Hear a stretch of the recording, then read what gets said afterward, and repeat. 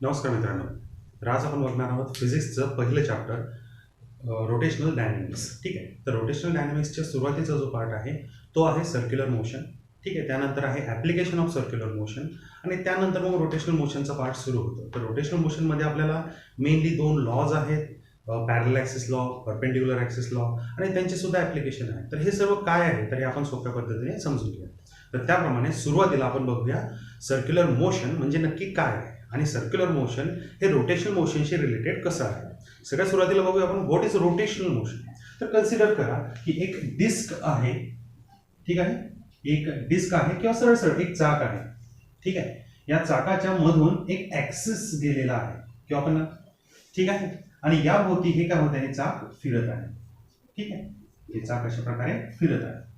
तर या मोशनला आपण म्हणणार रोटेशनल मोशन किंवा सिंपल भाषेमध्ये सांगायचं झालं, सोप्या भाषेमध्ये, तर आपला पंखा जो आहे तो कोणती मोशन परफॉर्म करतो तर रोटेशनल मोशन. ठीक आहे. पूर्ण पंखा ॲज अ ऑब्जेक्ट म्हणून जर कन्सिडर केला तर आपण त्याला काय म्हणणार रोटेशनल मोशन. पण आपण एक छोटीशी पॉईंट जर लक्षात घेतला तर या ऑब्जेक्टची किंवा या डिस्कची जर आपण एक पॉईंट कन्सिडर केला, ठीक आहे, आणि ज्या वेळेस हे चाक किंवा हे डिस्क असेल हे फिरत असेल त्यावेळेस जर कन्सिडर केला तर हा जो पॉईंट आहे हा परफॉर्म करतो सर्क्युलर मोशन. बरोबर आहे. म्हणजे आपण हा एका पॉईंटची जर मोशन कन्सिडर करणार तर ती येईल सर्क्युलर मोशन. पूर्ण डिस्क जर कन्सिडर केली तर ती येणार रोटेशनल मोशन. ठीक आहे. त्यासाठी आधी आपल्याला सर्क्युलर मोशन समजणे खूप आवश्यक आहे रोटेशनल मोशन समजण्यासाठी. ठीक आहे. पहा, तर आधी घेऊ आपण सर्क्युलर मोशन. Circular motion. आता सर्क्युलर मोशन समजून घेण्यासाठी आपल्याला दोन मोशन लक्षात येणे आवश्यक आहे. एक आहे लिनियर मोशन आणि एक आहे angular motion. What is a linear motion? Simple उदाहरण, एक सरळ रेषेमध्ये जी काही मोशन असेल त्या मोशनला म्हणणार आपण लिनियर मोशन. काय म्हणणार? Linear motion. बरोबर. आणि जी अँग्युलर असेल, काहीतरी अँगल डिस्क्राईब करत असेल, सिंपल, ही आहे सर्क्युलर मोशन. बरोबर आहे. समजा हा एक पॉइंट आहे ए, काहीतरी वेळेनंतर तो पॉइंट ए पासून बी पर्यंत गेला सर्क्युलर मोशन परफॉर्म करू, तर हा काही अँगल निर्माण झालेला आहे. ठीक आहे. म्हणजे बघा इथे दोन मोशन होत आहेत. एक तर हा पॉइंट ए पासून बी पर्यंत जात आहे, पण ऍट द सेम टाइम, ठीक आहे, या वर्तुळाचं या सर्क्युलर मोशनची जी रेडियस आहे ती रेडियस सुद्धा काय होत आहे, या सी ए पासून सी बी पर्यंत डिस्प्लेस होत आहे. सरळ सरळ हा जो माझा पॉइंटर आहे हा काय करत आहे, मोशन परफॉर्म करत आहे. ठीक आहे. तर ही जी याची मोशन आहे याला म्हणणार आपण अँग्युलर मोशन. ठीक आहे. सो एक आहे लिनियर मोशन, ठीक आहे, दुसरी आहे angular motion. Angular motion. Linear motion आणि अँग्युलर मोशन. आता लिनियर मोशन आहे तर मोशन डिस्क्राईब करण्यासाठी आपण सुरुवातीला तीन व्हेरिएबल यूज करतो. ते म्हणजे डिस्प्लेसमेंट, नंतर व्हेलॉसिटी आणि तिसरा आहे एक्सेलरेशन. ठीक आहे. What is the displacement? सगळ्यात आधी तर डिस्प्लेसमेंट स्केलर आहे की वेक्टर आहे? वेक्टर आहे. बरोबर आहे. तर डिस्प्लेसमेंट म्हणजे काय, एखादा पॉईंट एका पॉईंट पासून दुसऱ्या पॉईंट पर्यंत मूव्ह होत असेल तर जी काही त्यामधलं जे अंतर आहे त्या दोन पॉईंट मधलं अंतर याला काय म्हणणार आपण, डिस्प्लेसमेंट. ठीक आहे. आता डिस्प्लेसमेंट ही काहीतरी वेळेमध्ये चेंज होणार. So displacement with respect to time is velocity. What is the acceleration? Change in velocity with respect to time is acceleration. ठीक आहे. तर डिस्प्लेसमेंट हे लिनियर मोशन मध्ये कशा प्रकारे दाखवतो आपण, तर फॉर एक्झाम्पल लेंथने दाखवतो एल, किंवा एक्स असं डिस्प्लेसमेंटने दाखवतो, किंवा डिस्प्लेसमेंटसाठी आपण कॅपिटल एस हा वापरतो. नंतर व्हेलॉसिटी, लिनियर मोशन बघत आहे आपण. ठीक आहे. तर लिनियर मोशन मध्ये व्हेलॉसिटी कशी दाखवतात, व्ही ने. एक्सेलरेशन कसं दाखवतात, ए ने. ठीक. आता ही बघितली लिनियर मोशन. आता बघायचं आपल्याला अँग्युलर मोशन. आता ह्या लिनियर मोशन आणि अँग्युलर मोशन ह्या वेगवेगळ्या मोशन आहे. सो ह्या मोशन याच्यापेक्षा वेगळ्या असल्यामुळे यांचे नोटेशन सुद्धा काय येतील, वेगळे येतील. जसं अँग्युलर डिस्प्लेसमेंट हे दाखवतात थिटाने. थिटा म्हणजे अँगलचं डिस्क्रिप्शन किंवा त्याचं नोटेशन आहे. त्यानंतर अँग्युलर व्हेलॉसिटी हे दाखवणार ओमेगाने. बरोबर. डब्ल्यू आणि त्याची शिंग वाढलेली. सिंपल भाषेमध्ये आपल्या. बरोबर आहे. नंतर एक्सेलरेशन दाखवतात अल्फा. लक्षात. पुन्हा एकदा बघा, डिस्प्लेसमेंट म्हणजे काय, तर दोन पॉइंट मधलं जे अंतर असेल त्याला म्हणतो आपण डिस्प्लेसमेंट. हे डिस्प्लेसमेंट पार करण्यासाठी लागलेला वेळ आहे, म्हणून आपण व्हेलॉसिटीला काय म्हणतो, डिस्प्लेसमेंट अपॉन टाइम. त्यानंतर व्हेलॉसिटी काहीतरी चेंज होईल, कॉन्स्टंट प्रत्येक वेळेस कॉन्स्टंट राहणार नाही, म्हणून change in velocity with respect to time is acceleration. मग हे जे फॉर्म्युले आहेत अशाच प्रकारचे यांचे सुद्धा आपण फॉर्म्युले तयार करू शकतो. कसे, दिस इज डिस्प्लेसमेंट, ठीक आहे. So what is angular velocity, displacement upon time. Angular displacement upon time म्हणून angular velocity. Linear displacement upon time, linear velocity. मग आता सांगा, linear velocity upon time is linear acceleration, तर अँग्युलर ऍक्सेलरेशन कसं येईल, correct, angular velocity upon time. तर हे झाले बेसिक फॉर्म्युले, ठीक आहे. पण आता हे दोन्हीही मोशन आहेत, बरोबर आहे. आणि जर तुम्ही सर्क्युलर मोशन कन्सिडर जर केलं, आपण सिंपल एक उदाहरण लक्षात घेऊया. जर आपण सर्क्युलर मोशन कन्सिडर जर केलं तर सर्क्युलर मोशन मध्ये दोन्ही मोशन घडतात, लिनियर ॲज वेल ॲज अँग्युलर. कसं काय बघूया. जर मी हा ए पॉइंट घेतलेला आहे, ठीक आहे, हा याचा सेंटर, सी ही आहे रेडियस, काहीतरी वेळेनंतर काहीतरी छोट्याशा टाइम dt नंतर हा पॉइंट ए पासून कुठे जाईल, बी पर्यंत जाईल, बरोबर आहे, ठीक आहे. मग आता जर समजा आपण हा बी पॉइंट थोडासा जवळ घेऊया आपण. हा बी पॉइंट जर मी खूप जवळ जर घेतला असा, ठीक, आणि हा जो पार्ट आहे हा जर आपण मॅग्निफाय करून बघितला जवळपास, तर हा जवळपास स्ट्रेट लाईन आहे, आणि स्ट्रेट लाईनची मोशन कोणती असते, linear. But at the same time ही जी रेडियस आहे ही काहीतरी मोशन परफॉर्म करत आहे आणि अँगल डिस्क्राईब करत आहे. सो ही मोशन कोणती येईल, रेडियसची, म्हणजे पॉइंटरची मोशन कोणती येईल, अँग्युलर. म्हणून सर्क्युलर मोशन मध्ये लिनियर आणि अँग्युलर ह्या दोन्हीही मोशन येतात. मग जर ह्या दोन्ही मोशन येत असतील तर अँग्युलर मोशन हे लिनियर मोशनशी रिलेटेड आहे का, हो आहे. कसं लक्षात ठेवणार, तर सिंपल बघा, पुन्हा आपण एकदा बघू. लिनियर डिस्प्लेसमेंट असं दाखवतो, अँग्युलर डिस्प्लेसमेंट थीटाने, लिनियर वेलोसिटी v ने, अँग्युलर वेलोसिटी ओमेगा ने, लिनियर एक्सेलरेशन a ने, अँग्युलर एक्सेलरेशन अल्फा ने. मग जर आपल्याकडे अँग्युलर डिस्प्लेसमेंट जर असेल किंवा अँग्युलर क्वांटिटीज असतील त्यांना लिनियर मध्ये कसं कन्वर्ट करायचं, सिंपल फॉर्म्युला, अँग्युलर क्वांटिटीला रेडियसने मल्टिप्लाय करायचं, जेणेकरून आपल्याला हा फॉर्म्युला मिळून जाईल. पुन्हा मी व्यवस्थित प्रकार खाली फॉर्म्युला लिहितो. Linear displacement is radius multiplied by angular displacement. Linear velocity is radius multiplied bye linear velocity is equal to radius multiplied by angular velocity, and linear acceleration is radius multiplied by angular linear acceleration is equal to radius multiplied by angular acceleration. ठीक आहे. तर हे simple फॉर्म्युले आणि हे खूप ठिकाणी आपल्याला मदत करणार आहे, ठीक आहे. तर हे झाले सिंपल फॉर्म्युले. लिनियर मोशन आणि अँग्युलर मोशन तुमच्या लक्षात आलीच असेल, ठीक आहे.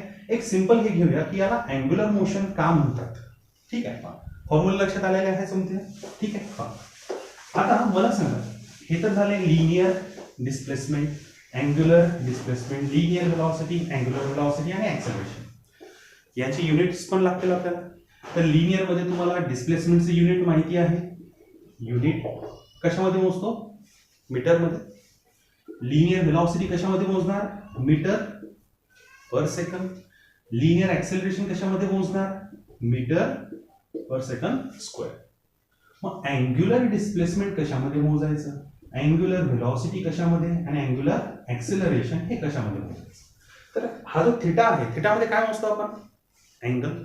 अँगल कशामध्ये मोजतो आपण, सिम्पली आपण सिंपल अँगल जर मोजायचा असेल तर डिग्री मध्ये मोजतो, बरोबर आहे.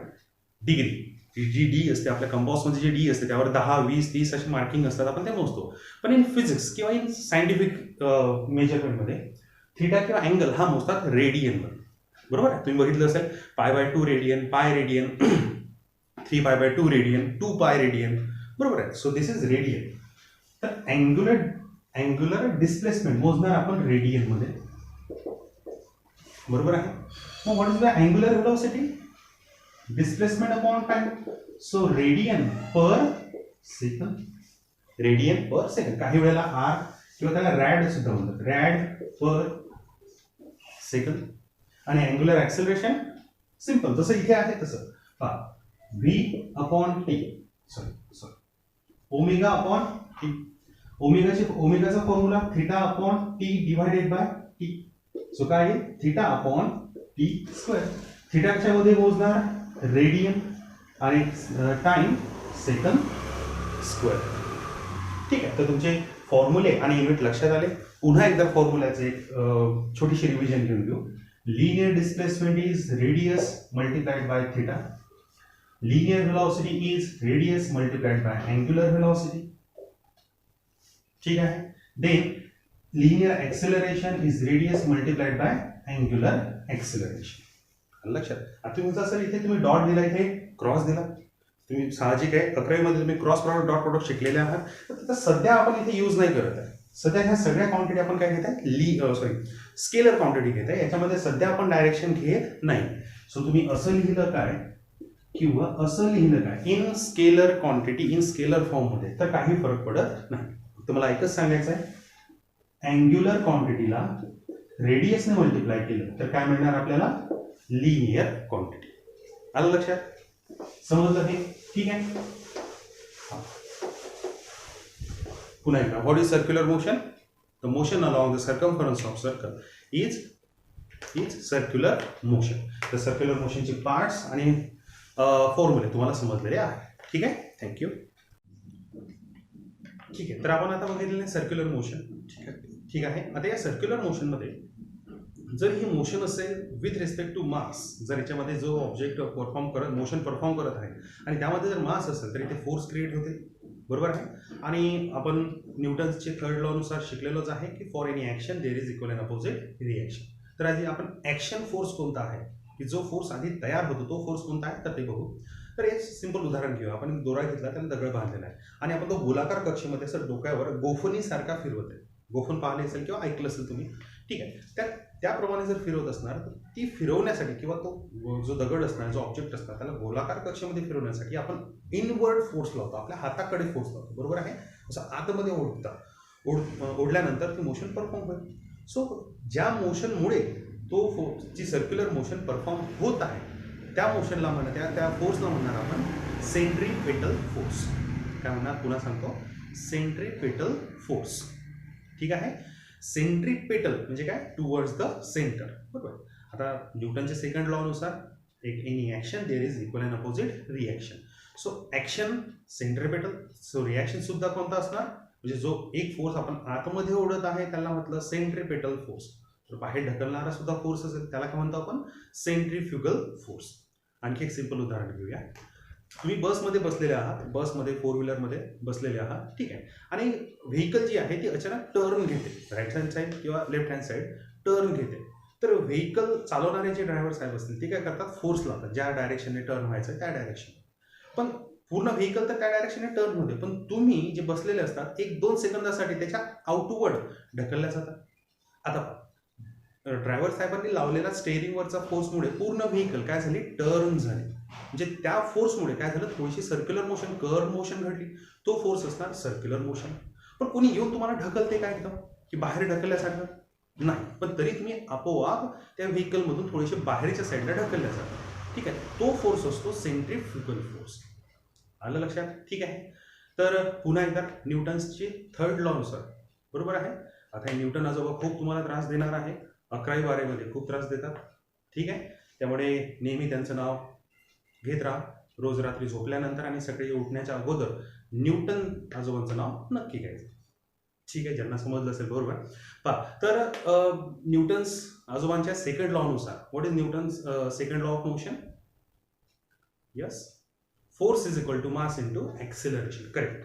सो फोर्सचा कोणताही म्हणजे force is equal to mass into acceleration. बरोबर आहे. तर आपल्याला सेंट्रीपेटल फोर्स आणि सेंट्रीफ्युगल फोर्स यांचा फॉर्म्युला शोधायचा. तर कन्सिडर करूया आपण की समजा एक ऑब्जेक्ट आहे. ठीक आहे. हा ऑब्जेक्ट आहे ज्याचं मास m आहे आणि तो या रेडियस भोवती मोशन परफॉर्म करत आहे. ठीक आहे. तर ऑलरेडी आपण 11वी मध्ये सेंट्रीपेटल ऍक्सेलरेशन काय असते हे आपण शिकलेलो आहे. सो सेंट्रीपेटल ऍक्सेलरेशनचा फॉर्म्युला काय असणार. सेंट्रीपेटल ऍक्सेलरेशनचा फॉर्म्युला काय आहे. यस आर ओमेगा स्क्वेअर किंवा आर ओमेगा स्क्वेअर. ठीक आहे, हा फॉर्म्युला जरी तुमच्या लक्षात असेल तरी यावरून आपण दुसरा फॉर्म्युला काढू शकतो. आधीच्या याच्यामध्ये आधीच्या सेशनमध्ये आपण बघितलं की s is equal to r into theta, v is equal to r into omega आणि a is equal to r into alpha. मग या ओमेगाची व्हॅल्यू जर आपण या फॉर्म्युल्यावरून omega is equal to v upon r ही व्हॅल्यू जर आपण यामध्ये जर पुटअप केली तर काय येईल, r into V square upon r square. So r cancel, v square upon R. So centripetal ऍक्सिलरेशनचे दोन फॉर्म्युले आपल्याकडे आले, आर ओमेगा स्क्वेअर किंवा व्ही स्क्वेअर अपॉन आर. मग बघा आपल्याकडे आता मास पण आहे आणि सेंट्रीपेटल ऍक्सिलरेशन पण आहे. सेंट्रीपेटल ऍक्सिलरेशन म्हणजे व्हॉट इज सेंट्रीपेटल. सेंट्रीपेटल हा शब्द जिथे कुठे येईल त्याचा अर्थ हा होतो सेंट्रीपेटल टुवर्ड्स द सेंटर. आलं लक्षात. सो याच ऍक्सिलरेशनमुळे हा फोर्स क्रिएट होत आहे, बरोबर आहे. मग सेंट्रीपेटल फोर्सचा फॉर्म्युला काय येईल, मास इंटू ऍक्सिलरेशन. तुम्ही कोणताही फॉर्म्युला घ्या, एक तर आर ओमेगा घ्या किंवा M into V square upon हा फॉर्म्युला घ्या. ठीक आहे. So force centripetal. पण डिपेंडिंग अपॉन तुम्हाला कोणती व्हेलॉसिटी दिलेली आहे त्यानुसार तुम्ही फॉर्म्युला चूज करणार. जर तुम्हाला अँग्युलर व्हेलॉसिटी दिली तर तुम्ही हा फॉर्म्युला वापरणार, जर लिनियर व्हेलॉसिटी दिली तर हा फॉर्म्युला वापरणार. आलं लक्षात. सिंपल उदाहरण सांगायचं झालं तर जर तुम्हाला कॅल्क्युलेशन मध्ये एखाद्या व्हेकलचा फोर्स, एखाद्या फोर व्हीलर किंवा वगैरे व्हेकलवर जर लागलेला फोर्स काढायचा असेल तर हा फॉर्म्युला वापरणार. फॉर एक्झाम्पल जर एखाद्या रोटेशनल मोशन मध्ये किंवा घड्याळाच्या काट्यांचा एखाद्या वेळेस एक्झाम्पल तुम्हाला येऊ शकते, त्यामध्ये अँग्युलर जर व्हेलॉसिटी दिली असेल तर हा फॉर्म्युला वापरणार. सिंपल अँग्युलर व्हेलॉसिटी असेल तर हा फॉर्म्युला, लिनियर व्हेलॉसिटी दिली असेल तर हा फॉर्म्युला. सो तुमच्या फॉर्म्युले लक्षात आले. पुन्हा एकदा फॉर्म्युलांची रिवाइज करूया आपण. पुन्हा जे महत्वाचे फॉर्म्युले आहेत, s is equal to r theta, v is equal to r omega, a is equal to r alpha. आणि आता सध्या आपण बघितलेला formula force of centripetal is equal to m r omega square और m V square upon r. मग हा जर centripetal असेल तर सेंट्रिफ्युगल फोर्सचा फॉर्म्युला काय असेल, सेम असेल. पुन्हा न्यूटन आजोबा, according to Newton's third law of motion, for any action there is equal and opposite reaction. भलेही सेंट्रीपेटल टुवर्ड्स द सेंटर असेल आणि centrifugal away from the centre असेल, पण त्यांचं मॅग्निट्यूड, बरोबर आहे, त्याची पॉवर म्हणजे जे ऍक्ट होण्याची जी त्यांची मॅग्निट्यूड आहे ती काय असणार, सेम. म्हणजे जर सेंट्रीपेटल साठी आपण हा फॉर्म्युला घेत आहे तर सेम फॉर्म्युला आपण सेंट्रिफ्युगल साठी सुद्धा घेऊ शकतो. Sorry, M V square upon R. So हे आहे सेंट्रीपेटल आणि सेंट्रिफ्युगल फोर्स. ठीक आहे. ठीक आहे. तर बघा आता आपण बघूया सेंट्रीपेटल आणि सेंट्रिफ्युगल फोर्स. ठीक आहे. आता आपण बघूया टाइम पिरियड आणि फ्रिक्वेन्सी या गोष्टी काय आहेत. What is the time period. Time period ही अशी एक म्हणजे टाइम त्याच्या शब्दामध्येच आहे टाइम. सो असा टाइम की जी मोशन आपल्याला दिलेली आहे, फॉर एक्झाम्पल सर्क्युलर मोशन किंवा रोटेशनल मोशन, पुढे जाऊन आपण ऑसिलेटरी मोशन वगैरे शिकणारच आहे. ठीक आहे. तर ती मोशन कंप्लीट करण्यासाठी लागलेला वेळ म्हणजे काय, टाइम पिरियड. लक्षात आलं. ती मोशन परफॉर्म करण्यासाठी लागलेला वेळ म्हणजे काय, time period. What is the frequency. तर एका सेकंदामध्ये ती मोशन किती घडते हे म्हणजे काय, फ्रिक्वेन्सी. मी सिंपल तुम्हाला दोन डेफिनेशन लिहून देतो की त्या डेफिनेशन तुम्ही कोणत्याही मोशनसाठी वापरू शकणार. ठीक आहे. बघा, टाइम पिरियड. ठीक आहे. Time period. What is the time period. ठीक आहे. ठीक आहे, बरोबर. थोडंसं मी खाली घेतो, व्हिडिओमध्ये आपल्या वर गेलं थोडंसं. Time period. ठीक आहे. हा, the time required to complete जी मोशन असेल ती मोशन आपण इथे लिहून देणार. ठीक है ना. The time required to complete this motion is known as time time period. आपण डिनोट कशाने करतो, कॅपिटल टी. ही झाली एक डेफिनेशन. सेम आपण फ्रिक्वेन्सीची डेफिनेशन घेऊ.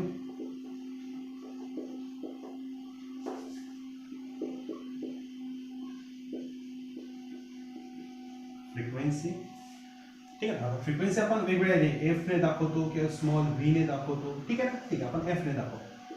तर फ्रिक्वेन्सी पहा, नंबर ऑफ जी काही मोशन असेल ती कंप्लीट किंवा नंबर ऑफ जी मोशन असेल ती इन वन किंवा त्याला आपण म्हणतो unit second, it is known as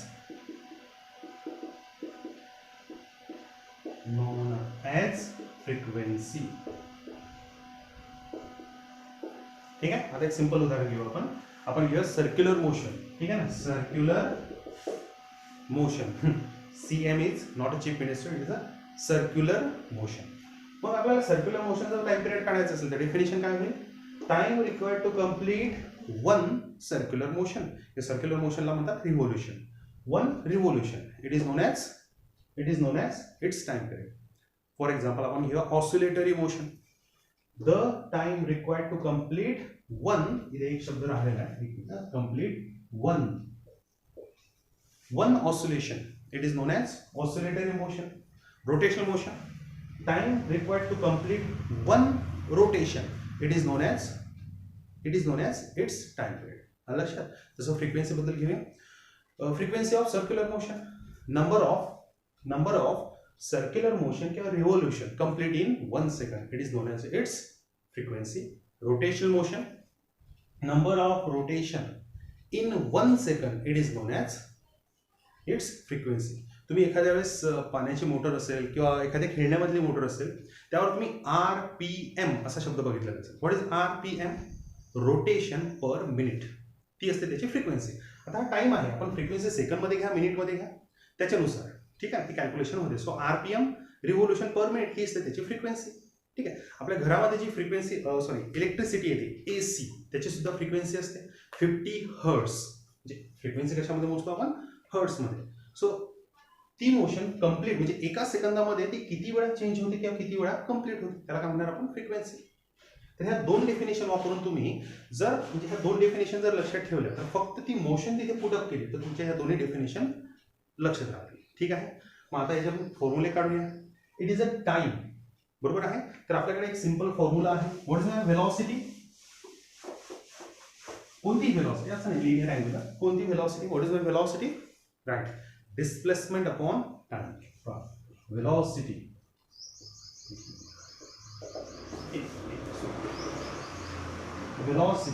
is equal to displacement upon time.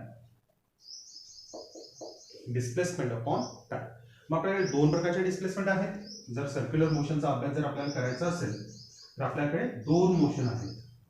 एक जी इथे घडणार त्याला आपण म्हणू लिनियर, आणि जी या अँग्युलर मध्ये घडणार त्याला म्हणणार आपण अँग्युलर. बरोबर आहे, अँग्युलर. ठीक आहे.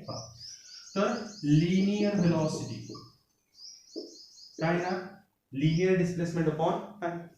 आता मला एक गोष्ट सांगा, जर समजा एक असं सर्कल आहे, हा जो ऑब्जेक्ट आहे, ठीक आहे, हा काहीतरी टी एवढ्या वेळेमध्ये जर एक पूर्ण सर्कल कंप्लीट करून येत असेल, म्हणजे हा जो ऑब्जेक्ट आहे हा, ठीक आहे ना, जर ही रेडियस r असेल आणि या सर्कम्फरन्स वरून एक सर्कम्फरन्स हा कंप्लीट करून येत असेल तर किती अंतर पार करणार, तर त्याचा सर्कम्फरन्स असेल तेवढा. म्हणजे हे किती डिस्प्लेसमेंट पार करणार किंवा किती डिस्टन्स पार करणार, तात्पुरतं आपण इथे चेंज करू वाटलं डिस्टन्स. ठीक आहे, सुरुवातीला समजण्यासाठी. तर 2πr एवढं डिस्टन्स तो पार करणार, सर्कम्फरन्स जेवढा असेल तेवढं. मग आपल्याकडे टाइम आहे, आपल्याकडे डिस्प्लेसमेंट आहे. मग डिस्प्लेसमेंट अपॉन टाइम काय घेणार आपण, व्हेलॉसिटी. बरोबर आहे. सो लिनियर व्हेलॉसिटी काय येणार, आपण इथे लिनियर व्हेलॉसिटीसाठी v घेऊ. v इज इक्वल टू काय येणार, डिस्प्लेसमेंट. डिस्प्लेसमेंट किती आहे, 2 पाय आर अपॉन टाइम. पण ऑलरेडी आपण आताच एक डेफिनेशन घेतलेली आहे. The time required to complete one revolution is known as time period. मग या टाइमला आपण कॅपिटल टी लिहू शकतो का? एक्झॅक्टली लिहू शकतो. मग हा टी जर मी इकडे आणला तर काय होईल? पण तेच T is equal to 2 pi r upon v. This is the time period of circular motion in terms of linear velocity. हा फॉर्म्युला मी एका साईडला लिहून घेतो का. T is equal to 2 pi r upon V.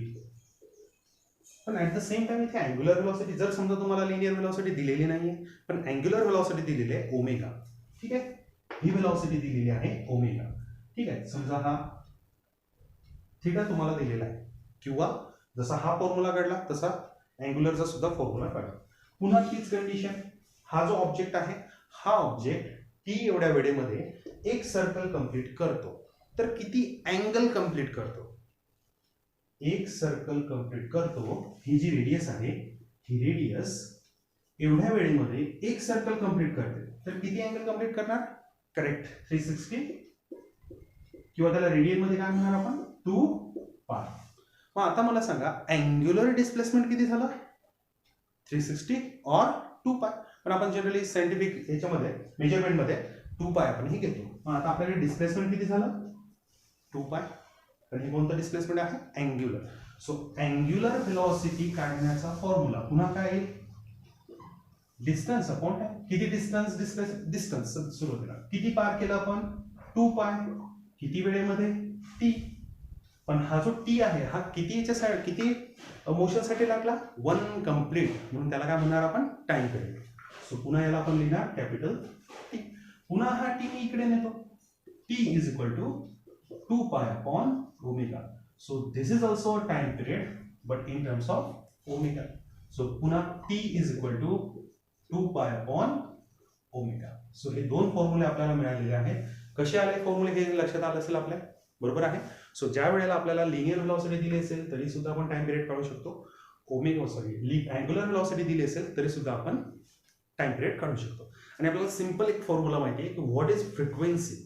The frequency is reciprocal of time period. बरोबर आहे. म्हणजे frequency is reciprocal of time period. मग सिंपली लक्षात ठेवायचं की जर टाइम पिरियड हे असते तर फ्रिक्वेन्सी काय येणार? यावरून फ्रिक्वेन्सी काढायची म्हटले तर reciprocal of time period v upon 2 pi r. यावरून काढायची असेल तर frequency is equal to omega upon 2 pi. प्रत्येकच फॉर्म्युलेशन लक्षातच ठेवायचे असं नाही. तुम्हाला मेन गोष्ट लक्षात असणे आवश्यक आहे. Linear path time period in terms of linear काय येईल? Linear displacement upon velocity is time. Angular displacement upon time is angular म्हणजे टाइम पिरियड. बरोबर. आणि what is frequency? Reciprocal of time period. So तुम्हाला फॉर्म्युले मिळून जातील. खूप फॉर्म्युले आहेत फिजिक्समध्ये. प्रत्येक फॉर्म्युले तुम्ही पाठ केले, ठीक आहे. ऑलरेडी तुम्ही फिजिक्स 12वी मध्ये 11वी 12वी मध्ये सायन्स आणि त्यामध्ये फिजिक्स घेऊन ऑलरेडी तुम्ही हाफ झालेले आहात आणि एवढे फॉर्म्युले फिजिक्सचे पाठ करसाल तर फुल होऊन जासाल. काय ते तुम्हाला समजलेलं आहे, ठीक आहे. चला तर सांगायचा अर्थ हा आहे की ज्या मी डेफिनेशन सांगितलं, आता शॉर्टकटमध्ये तुम्हाला डेफिनेशन सांगितली टाइम पिरियड आणि फ्रिक्वेन्सीची, ती लक्षात ठेवा. नंतर हा सिंपल फॉर्म्युला आहे की velocity is equal to displacement upon time. त्यावरून आपण टाइम पिरियड काढलेला आहे. सो ह्या छोट्या छोट्या गोष्टी लक्षात ठेवा. फिजिक्स शिकत असताना एकच गोष्ट लक्षात ठेवायची, कन्सेप्ट लक्षात असू द्या. मी हे म्हणणार नाही की एकदम सगळ्याच विद्यार्थ्यांना एकदम कन्सेप्ट लक्षात ठेवून सायंटिस्टच बनायचं, ठीक आहे. मी असं म्हणणार नाही, पण काही काही छोटे छोटे ज्या गोष्टी असतील त्या लक्षात ठेवा जेणेकरून तुम्ही या मोठे मोठे फॉर्म्युले तुम्ही लक्षात ठेवू शकता, ठीक आहे. आता एक सिंपल उदाहरण आपण घेऊया, ठीक आहे.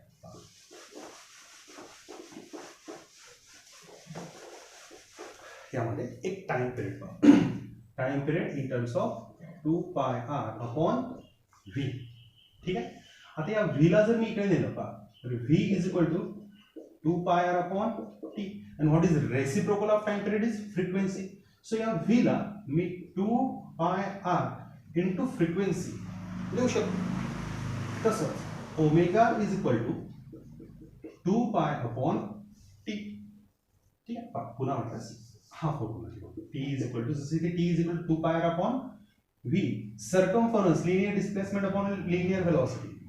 Time period in terms of angular displacement upon angular velocity. या ओमेगाला जर मी या साईडला जर आणलं तर काय येईल 2 pi upon T. Reciprocal of time period is frequency, so 2 pi into frequency. आता फ्रिक्वेन्सीला काही वेळेला एफ वापरतात, असं व्ही वापरतात किंवा एन वापरतात. तुम्ही कोणतेही नोटेशन वापरू शकता. ठीक आहे. जसं फॉर एक्झाम्पल तुमचं शाळेमधलं नाव वेगळं असते, मित्रांनी ठेवलेलं टोपण नाव वेगळं असते, घरच्यांनी लाडाने ठेवलेलं नाव वेगळं असते. सो कोणतंही ठेवू शकता तुम्ही. आमचे नाव आता सांगूच नका. घरच्यांनी ठेवलेले, स्टुडंट तुमच्यासारखे स्टुडंटनी ठेवलेले, डेंजर गोष्टी आहेत. ठीक आहे, जाऊ द्या.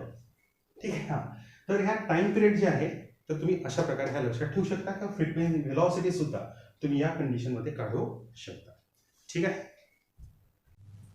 ठीक आहे. तर आताच आपण बघितलेले टाइम पिरियड आणि अँग्युलर व्हेलॉसिटी, लिनियर व्हेलॉसिटीचे फॉर्म्युले आणि फ्रिक्वेन्सीचा सुद्धा फॉर्म्युला आपण बघितलेला आहे. आता आपण बघणार आहोत राईट हँड थंब रूल वापरून आपण अँग्युलर क्वांटिटीची डायरेक्शन कशी काय काढू शकतो. बरोबर आहे. आता तुम्ही म्हणणार सर डायरेक्शन तर ज्या दिशेने डिस्प्लेसमेंट होईल, ज्या दिशेने मोशन असेल त्या डायरेक्शन असेल. पण एक सिंपल उदाहरण तुम्हाला देतो. फॉर एक्झाम्पल तुम्ही स्पिनर बघितलेलं असेल. ठीक आहे. स्पिनर फिरवल्यानंतर for example this is spinner. Consider करा इमॅजिनेशन काही करू शकतो आपण. ठीक आहे. तुम्ही तर डेंजर इमॅजिनेशन करता. हे स्पिनर आहे. ठीक आहे. हे जर असं फिरत असेल म्हणजे हॉरिझॉन्टल फिरत आहे. ठीक आहे ना. हे जर फिरत असेल किंवा सिंपल उदाहरण घेऊ, हा पेन जर असा हॉरिझॉन्टल फिरत असेल असा आणि याची डायरेक्शन जर मला अशी चेंज करायची असेल स्पिनरची, तर थोडासा फोर्स आपल्या हातावर अप्लाय होतो. बरोबर आहे ना.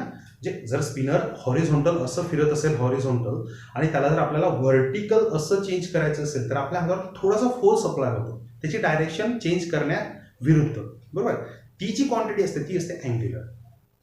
ते आता अँग्युलर मोमेंटम वगैरे आपण रोटेशनल मोशनमध्ये शेवटी बघणारच आहोत. पण एक सिंपल उदाहरण मी दिलं की मोशन जरी हॉरिझॉन्टल होत असेल तरी त्याचा एक व्हर्टिकल इफेक्ट तयार होतो. त्याला काय म्हणतो आपण अँग्युलर इफेक्ट. आलं लक्षात. मग हे जे अँग्युलर इफेक्ट आहे याची डायरेक्शन कशी काढणार, तर ही काढणार आपण राईट हँड थंब रूल नुसार. What is my right hand thumb rule? Simple. जर थंब एखाद्या क्वांटिटीची डायरेक्शन दाखवत असेल तर त्याच्याशी रिलेटेड क्वांटिटीची डायरेक्शन कोण दाखवतात? ती वळलेली बोटं, curled fingers. CURLED, curled fingers.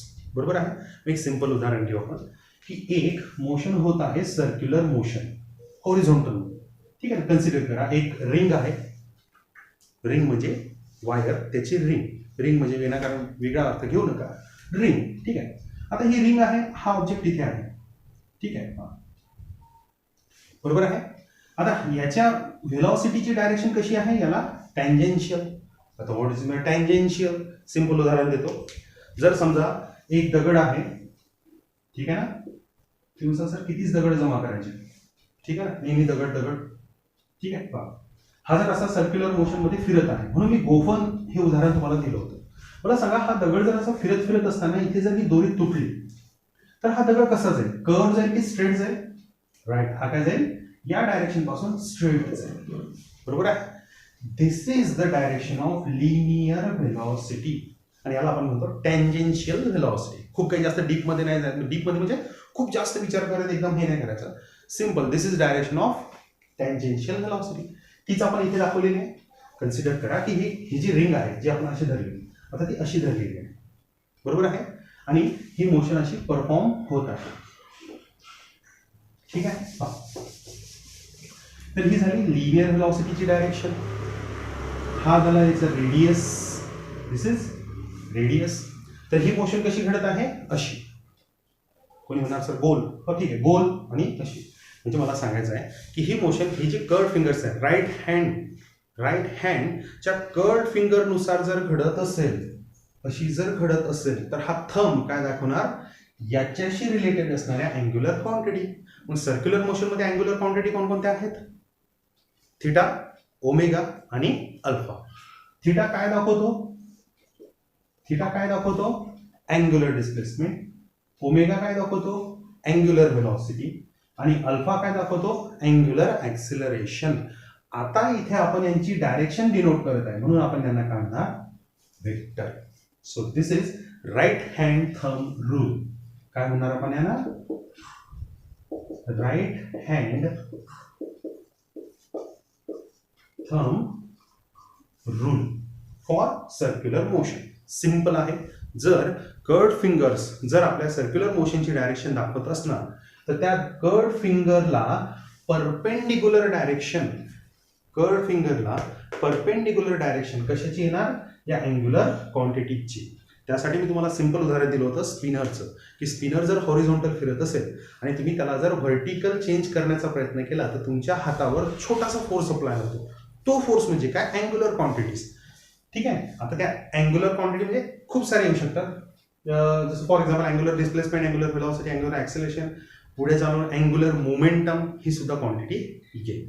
हे सिंपल कन्सेप्ट आहे. So right hand thumb rule काय म्हणतो, if curled fingers denote the direction of circular motion then the direction of thumb denotes the direction of angular quantities. आता तुम्ही तुमच्या शब्दामध्ये पण लिहू शकता. ठीक आहे. असंच नाही की वर्ड टू वर्ड अशीच डेफिनेशन आली पाहिजे, पण जे सांगायचं आहे ते त्या शब्दामधून एक्सप्रेस झालं पाहिजे, नाहीतर अर्थाचे अनर्थ होतात. ठीक आहे. आलं लक्षात. So this is right hand thumb rule. आलं लक्षात.